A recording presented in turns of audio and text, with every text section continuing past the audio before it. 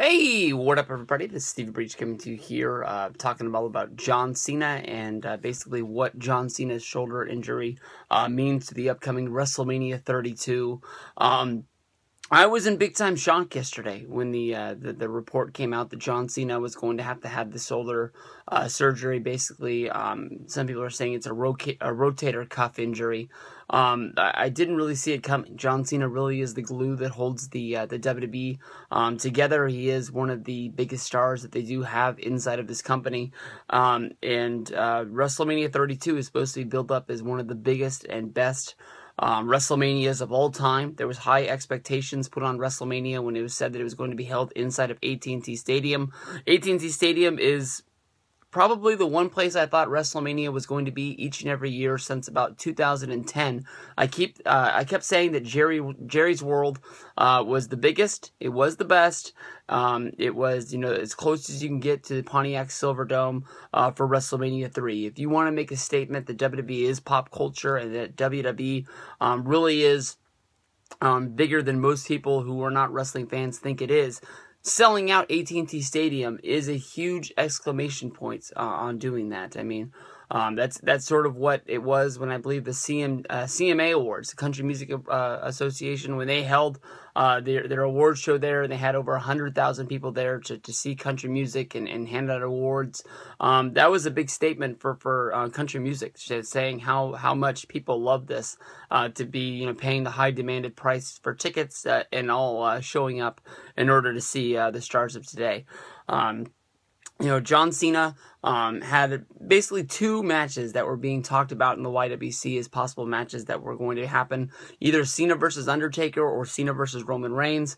Cena versus Taker is a match that, just like, saying that I thought that AT&T Stadium would get WrestleMania since 2010, Undertaker versus John Cena is a match that has really been on my mind for years, wondering why this match has never happened. Of course, if you go back in time, you can see this match going down in 2002 on SmackDown, as well as on one of the pay-per-views from that time period as well.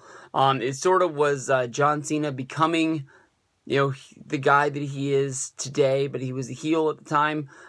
It didn't make a lot of sense. I don't think I've watched the match in a long time, and I don't really have the greatest remembrance of it. The SmackDown and Raw in that time period was something that I just was sort of, I've talked about it 1,000 times. It was a time period that I stepped away from wrestling, and then I ended up coming back.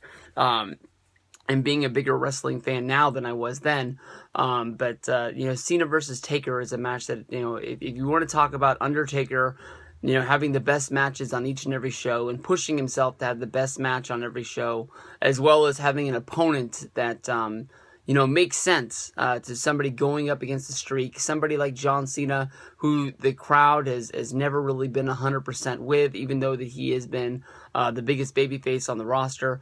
Adding an accomplishment like the streak to his credentials, it just made a ton of sense. And for the people that have the dream scenario of John Cena turning heel, the Undertaker match would have been, I believe, one of the things that people were looking for. On Monday Night Raw, I believe it was last Monday, we saw the stare down for people who watched the fan cam after Monday Night Raw ended. It was uploaded onto YouTube from people's cell phones that were inside of the arena.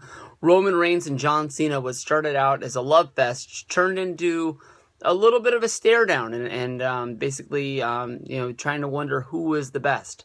I can see why you would want to do Roman Reigns versus John Cena, but sort of it makes me think about the Undertaker versus Cena match. These are two guys that were mainly baby faces for a good quality amount of time. And if you didn't want to do Cena versus Taker, why would you want to do Cena versus Reigns?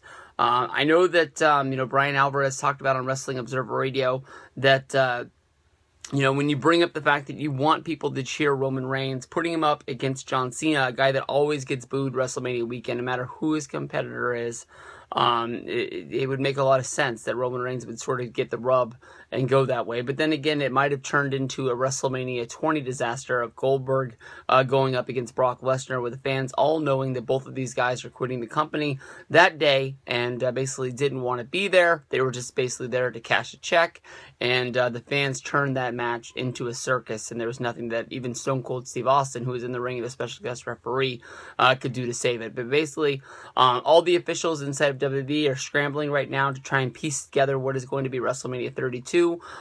It's being said that the officials are all acting as if Cena won't compete at the event at all, and I don't know what the Band-Aid is that's going to fix this, whether this is AJ Styles or Shinsuke Nakamura, and you just put these guys on the show to try and save it and try and see if these guys can have a big match, and that's what people remember. But as of right now, I mean, I'm so negative on WrestleMania 32, even though I'm so, looking forward to this trip, and I have a lot of money invested into it. It's just another knock on it. WrestleMania 32 is billed as one of the biggest WrestleManias of all time. We were supposed to get Austin, we were supposed to get Michaels, we were supposed to get Daniel Bryan. All three of those names basically not being able to be there. Sting, a guy that has had big matches at WrestleMania against Triple H as well as against Seth Rollins at Night of Champions. He's a guy that's injured and he's not going to be able to be a part of the show. Then you take the guys of today, Randy Orton and Seth Rollins. And even Cesaro from the mid-card. All of these guys are injured, and they're not going to be able to be a part of WrestleMania. What are they going to do to save this? Because I'm really not looking forward to seeing a guy like, King Barrett and the League of Nations having some sort of an 8-man tag and trying to think that this is going to be one of the best shows of all time.